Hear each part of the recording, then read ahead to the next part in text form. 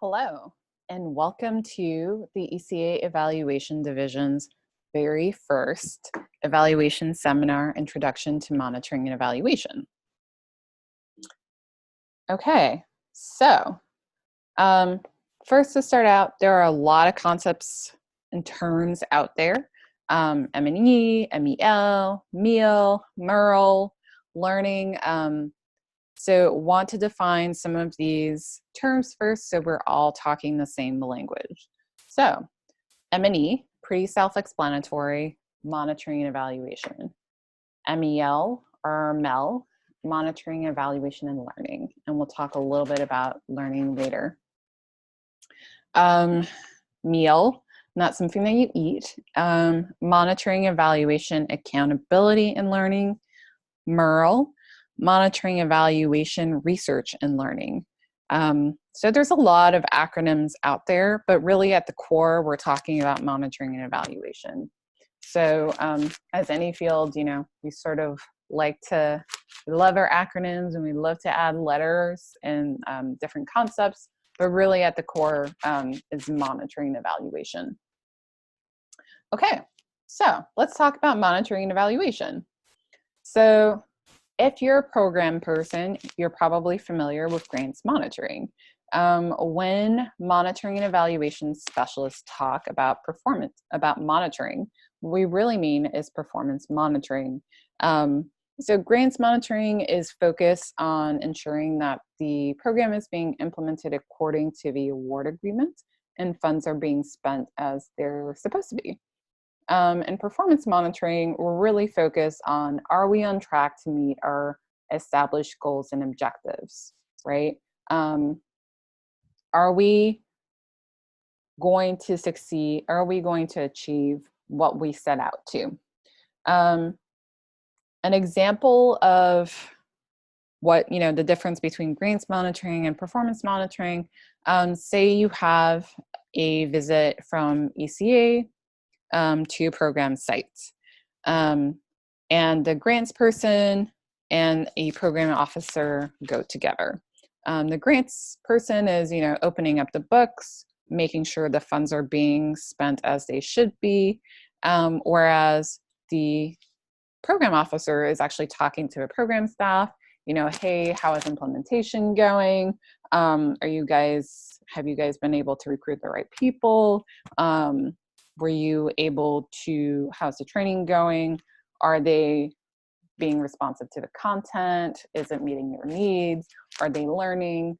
So in one case, you sort of have the grants monitoring, which is, looking at the funds being spent.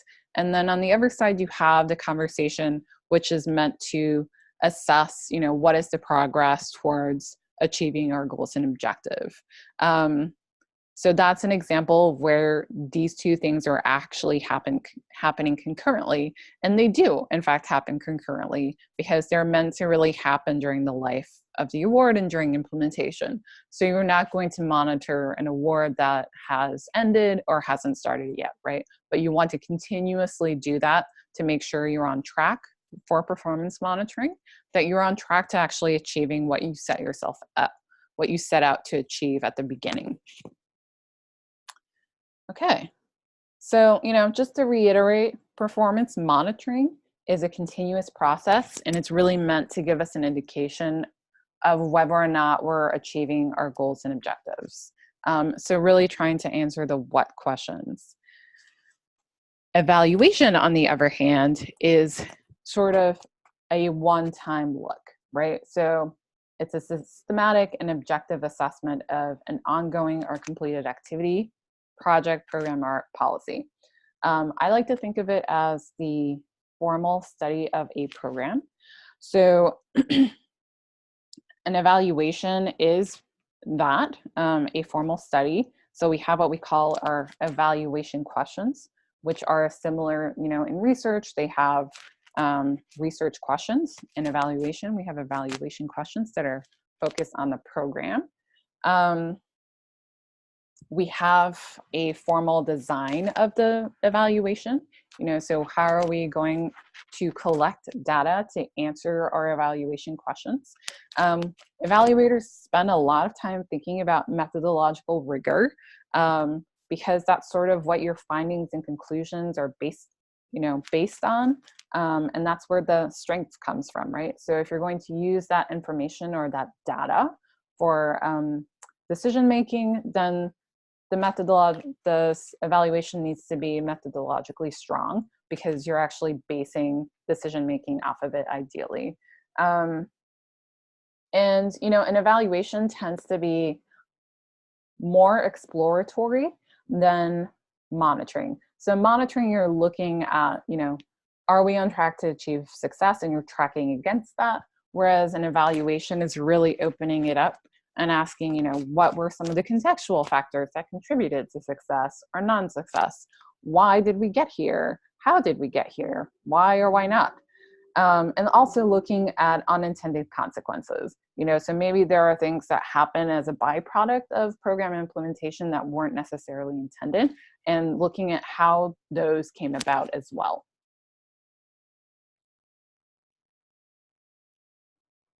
Have to include this slide because this is a very touchy subject for evaluators. We're not auditors. Audits are a focus on compliance, waste, fraud, and abuse. And typically the parties who are subject to an audit have little to no input into the questions being asked. Whereas an evaluation is really for learning purposes.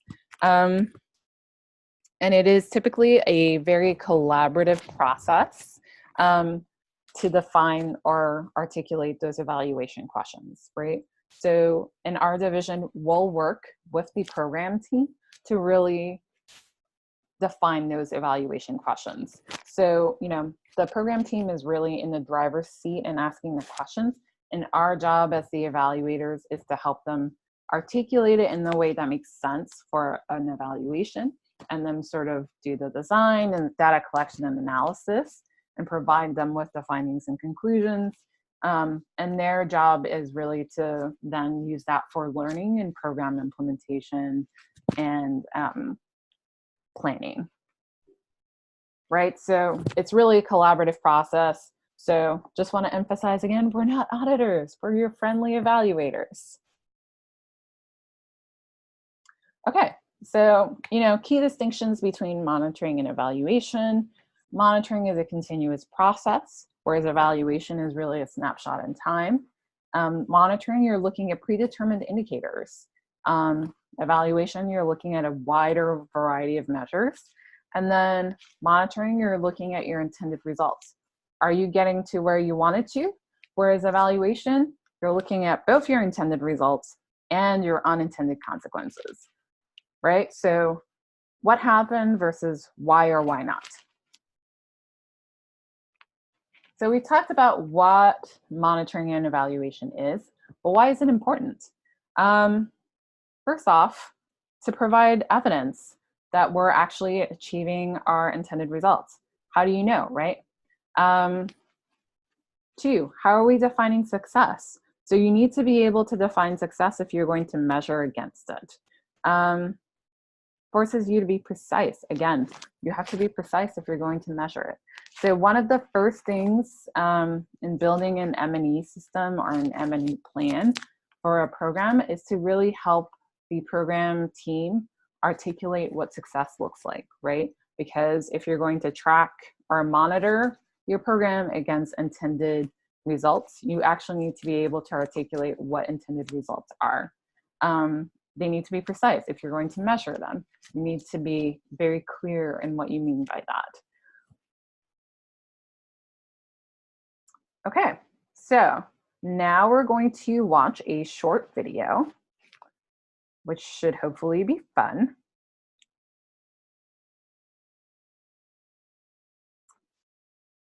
And the goal is to count how many passes the team in white does.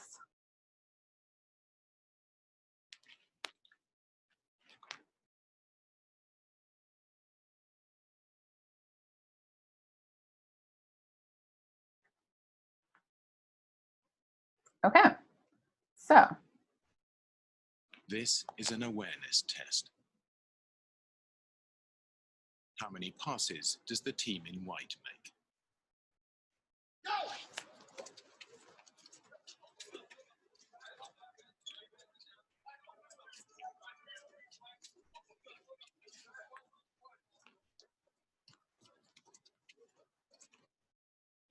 how many passes did the team in white make? The answer is 13. But did you see the moonwalking bear?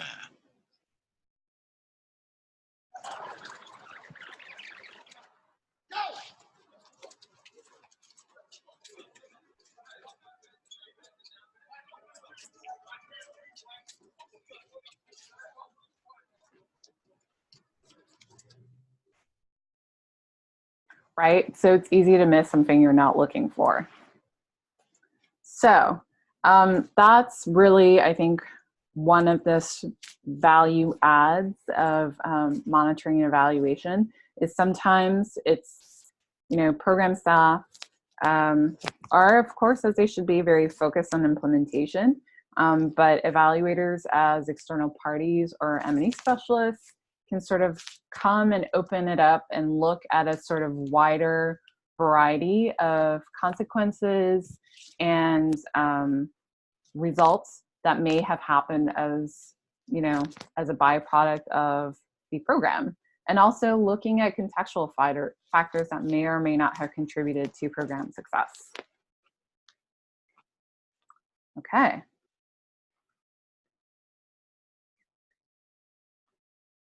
So back to our regularly scheduled content. So now I'd like to talk about learning.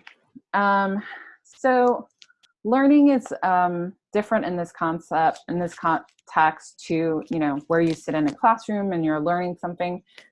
This comes from the sort of organizational development literature. In the private sector, it's also called change management. But it's really, how does an organization learn? How does an organization or a program use different sources of data to continuously inform and adjust program planning and implementation? So as data people, we love data, but really, we're collecting data for a purpose. We're collecting data to help improve project planning and implementation. So it's really meant to help inform that process. So this is the performance management cycle. So in this case, you're starting sort of with monitoring. Are you on track? Do you need any changes? Are you seeing your expected results? Moving to evaluation. Are you being effective, efficient, impactful, sustainable, relevant? These are all sort of questions that evaluations can help you answer. And then, sort of the learning piece. How are you using this data to then, do program improvements, inform future decision making, right?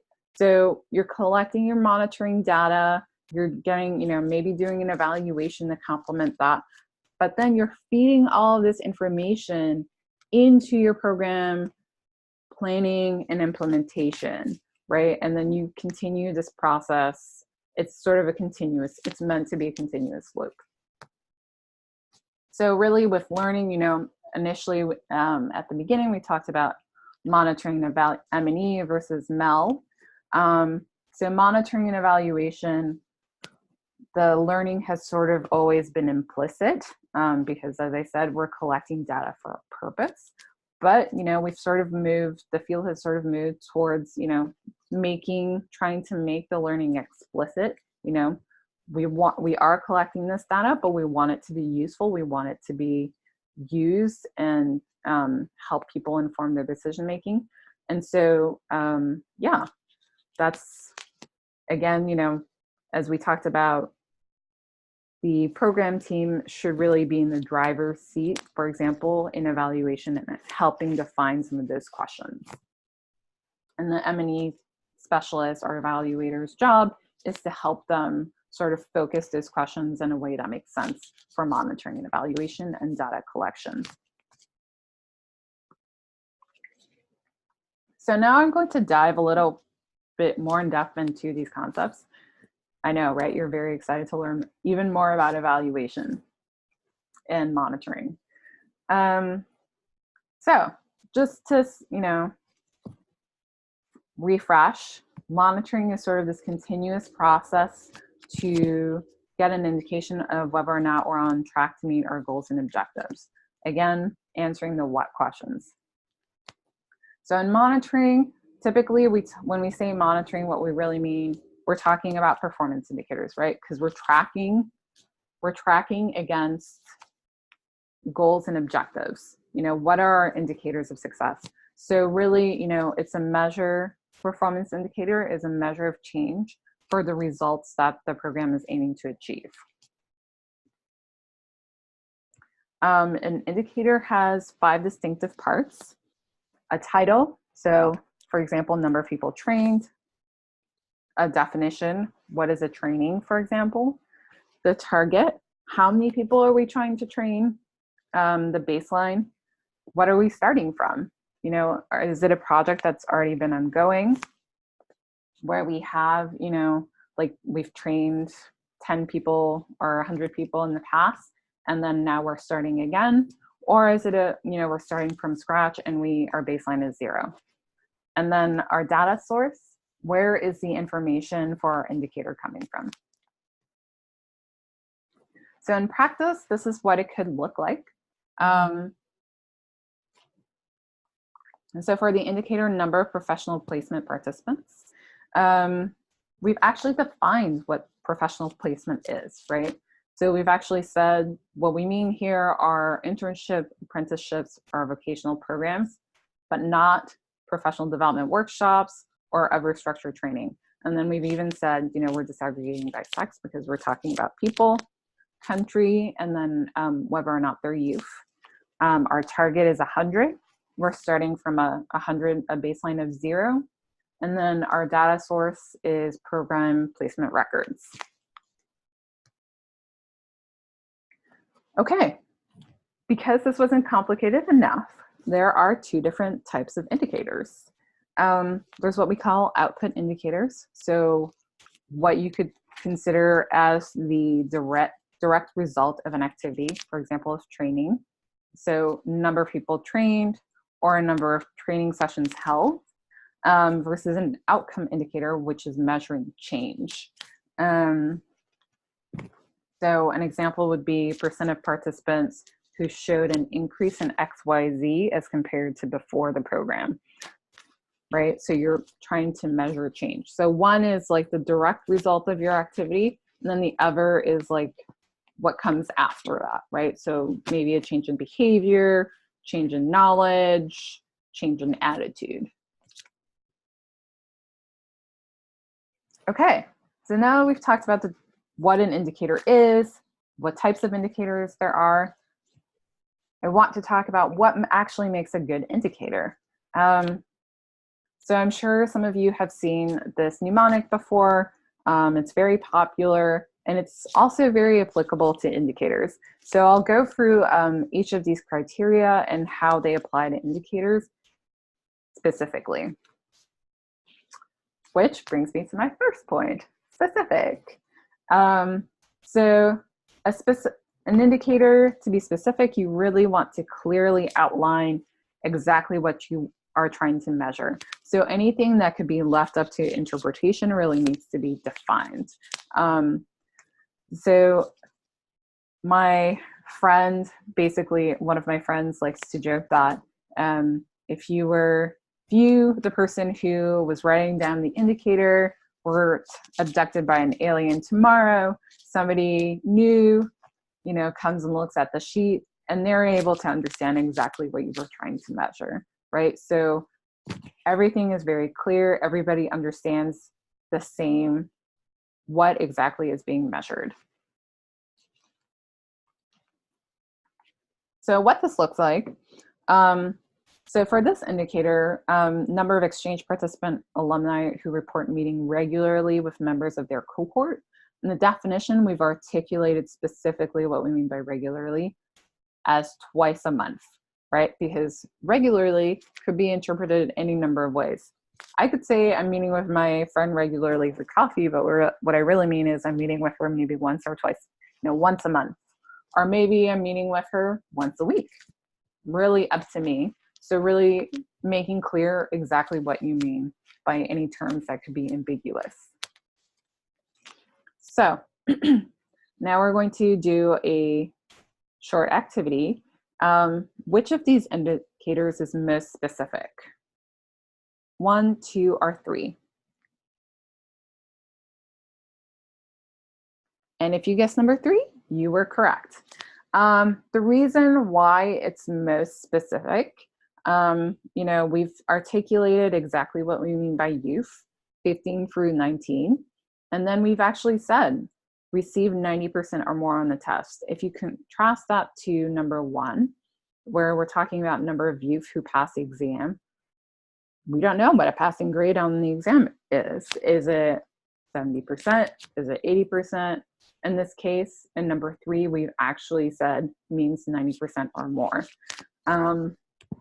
Number 2, not really clear what we mean by increase their capacity or even what their capacity in what is.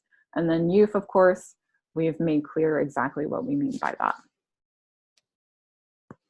Measurable. For an indicator to be, an indicator needs to be, actually need to be able to count, observe, analyze, or test whatever it is you are trying to measure, right?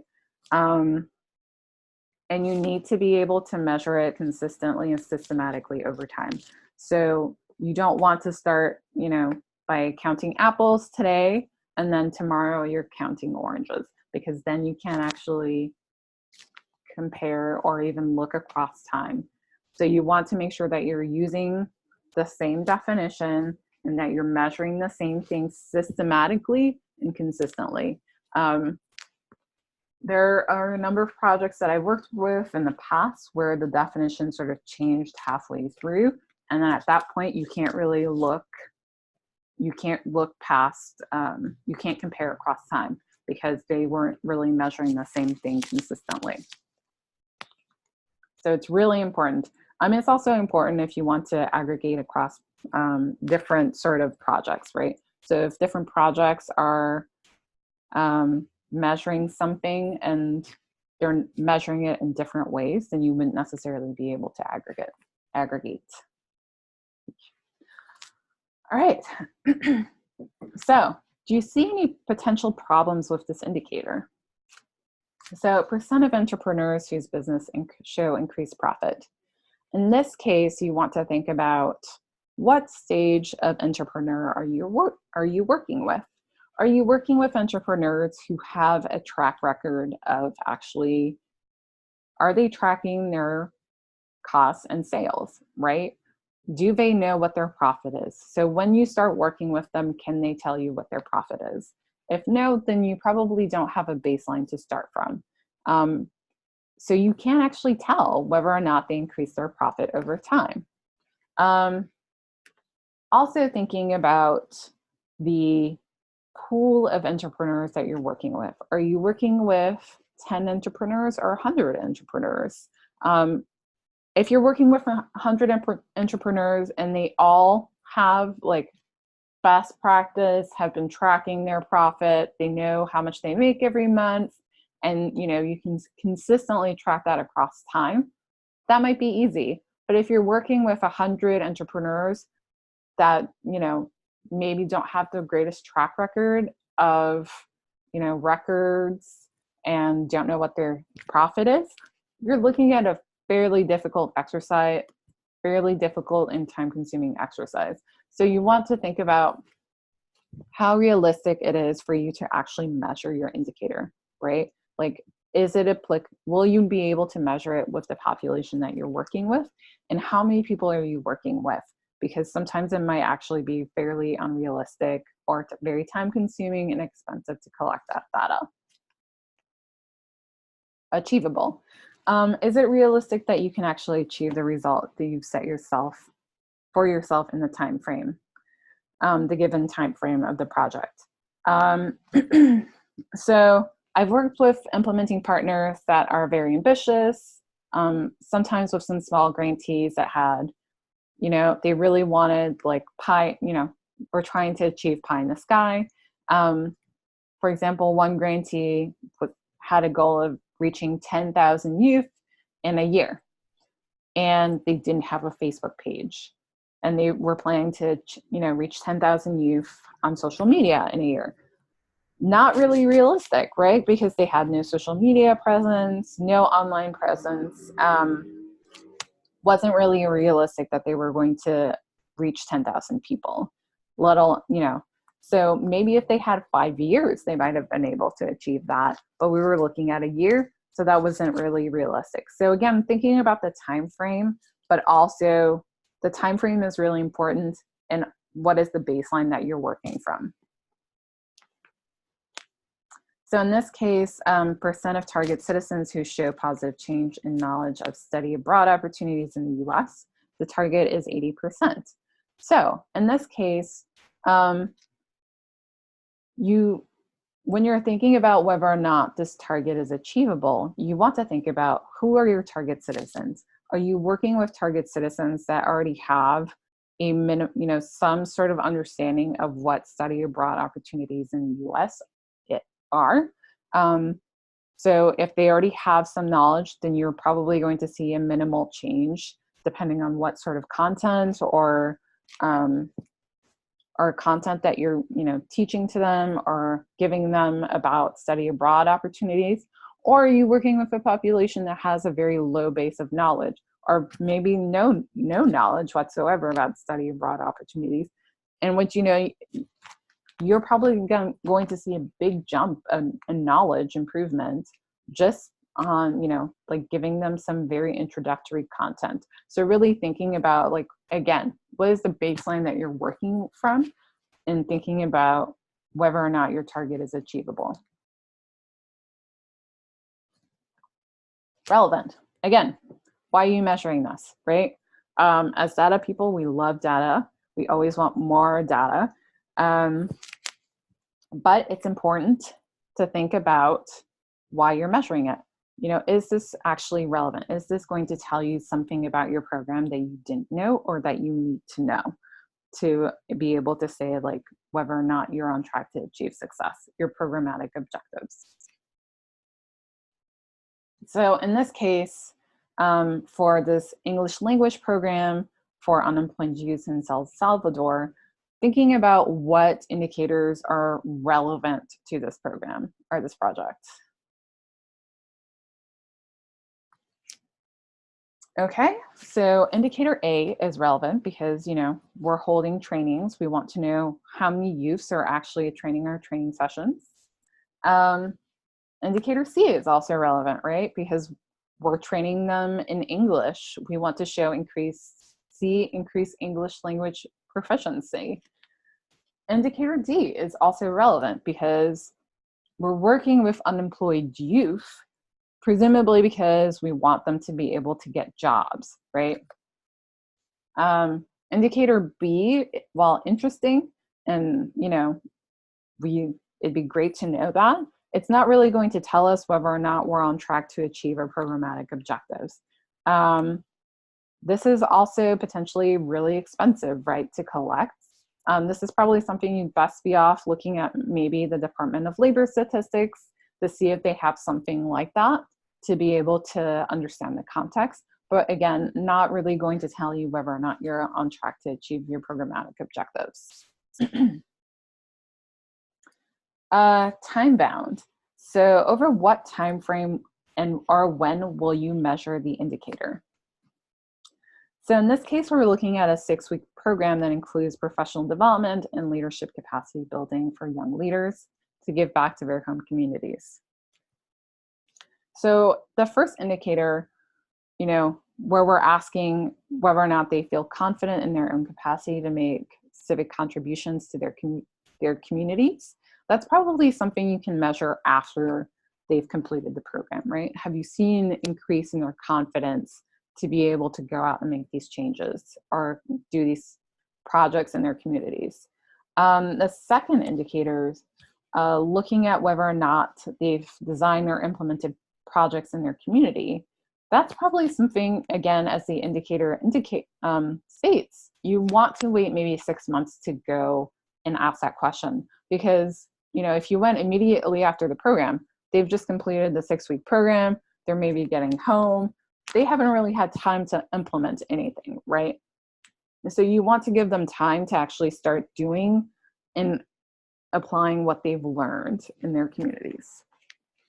And finally, the last indicator, you know, that's even further down the line. You want to wait until some of the impact of this program has actually been felt in the community.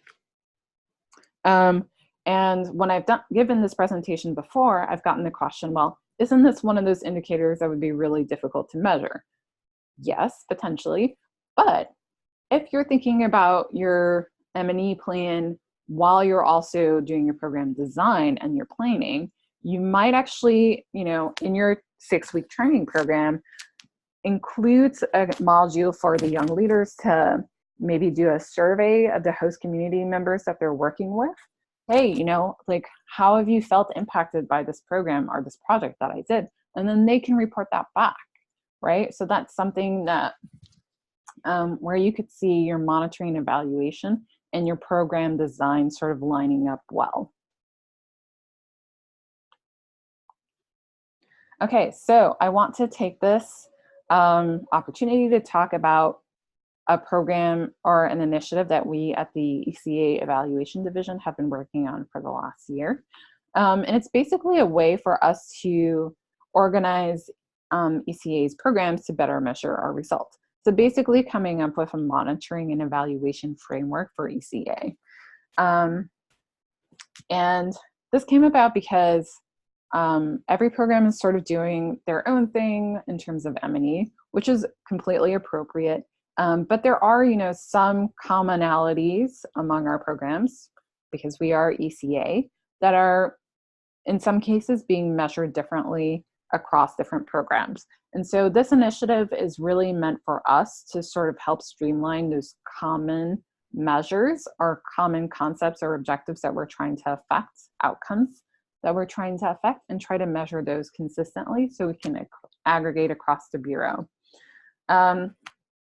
So the way we went about this was actually we grouped our programs, our exchange programs, into different families based on their objectives. So we had, for example, a language learning family, a professional development family of program officers representing those sort of programs, come together and talk about what are some of the things that are common to these programs. So we held these focus groups with program officers, and then we also held focus groups with senior leadership to, you know, sort of gut check what we were hearing from the program officers, if that made sense to them. And then we've also held some focus groups with grantees to sort of hear what are they measuring, what are our grantees measuring, what are some of the challenges that they're having in measuring different concepts. What are some things that we should be thinking about when we're going out there to measure different concepts with our partners and with our program participants. So this is sort of the ideal. And note that this is this is all illustrative. And so the ideal is that we will have a list of indicators with a definition and a suggested survey question. So what that would look like is that for programs that are, for example, language learning, if there is something, an indicator that is relevant to them, they would pick this indicator, and then every language program for which this indicator was relevant would then use this survey question. So then all the programs would be measuring these concepts similarly, and then we would be able to aggregate across the Bureau. And so we're still sort of finalizing that, and we'll start wave 1 early next year in 2020. Okay, so I've talked a lot about monitoring, but now I'd like to take some time to talk about evaluation, which is equally important. Um, and again, to refresh your mind, evaluation is a one-time picture. It's looking at long-term effects, and we're also looking at potentially unexpected outcomes. So there are a lot of different evaluation types out there. I will only talk about the ones that you are most likely to come across and the ones that we in ECA deal with. So there is a needs assessment. You may also hear it referred to as a formative evaluation. So as the name implies, it's really meant to determine the needs of the population that we're targeting, right? And then thinking about, what are some of the challenges that the population we're trying to program towards? What are some of the challenges that they have, and what can we offer them to help solve those challenges? So if we're looking at young entrepreneurs, what are some challenges that they have, or what are some skills that they need that we can actually help provide them? A process evaluation. So process evaluation is really looking at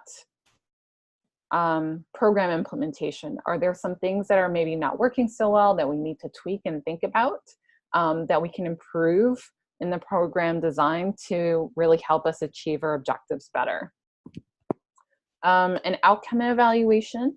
So that is something where we're looking at how the program, whether or not the program has achieved its goal and what contribution it has made to desired outcome or result. And I'm really emphasizing contribution because this will not tell you direct cause and effect, right? Because we work in a world where there are many different factors that affect any sort of change. So we can't always take credit directly for one thing, but we can say that we've made a contribution.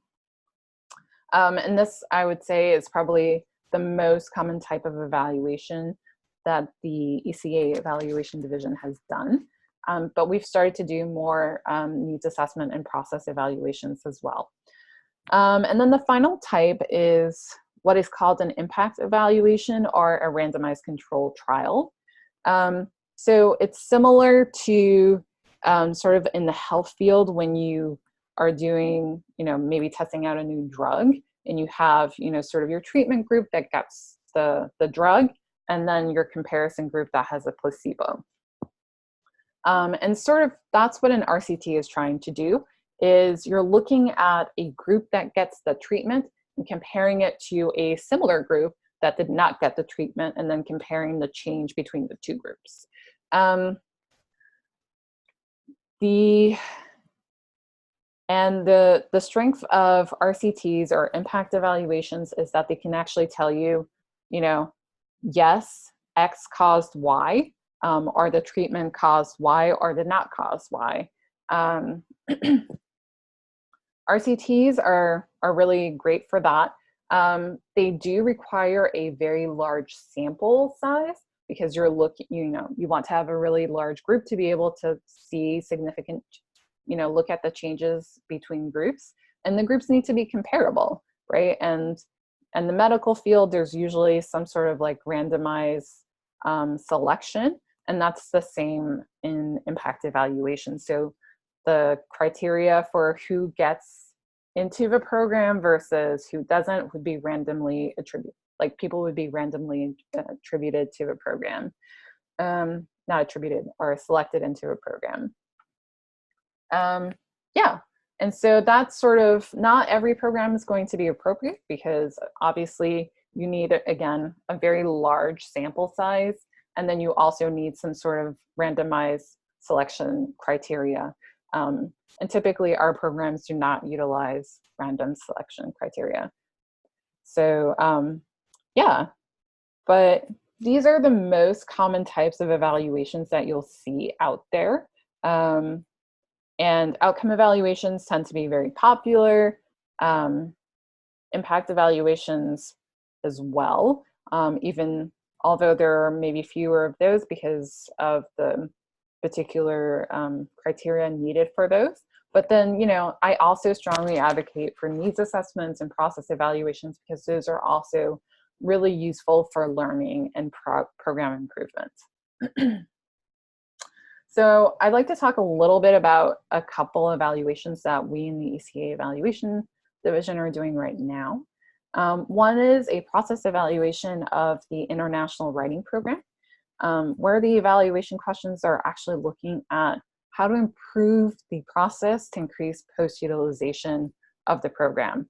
So, looking at how they could potentially improve their marketing, the application process, any available resources, and then even change program structure.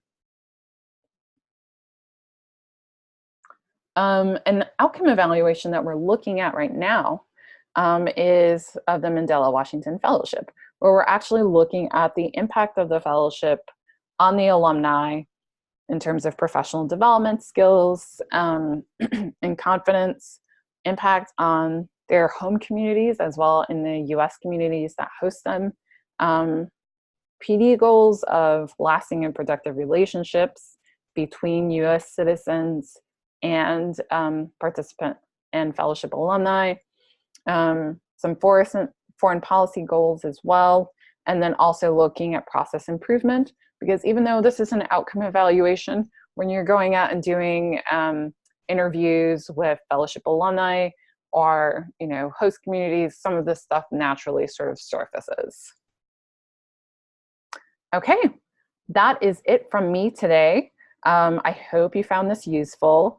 If you have any questions, please feel free to shoot us an email. Again, thank you for attending and hope you found it useful.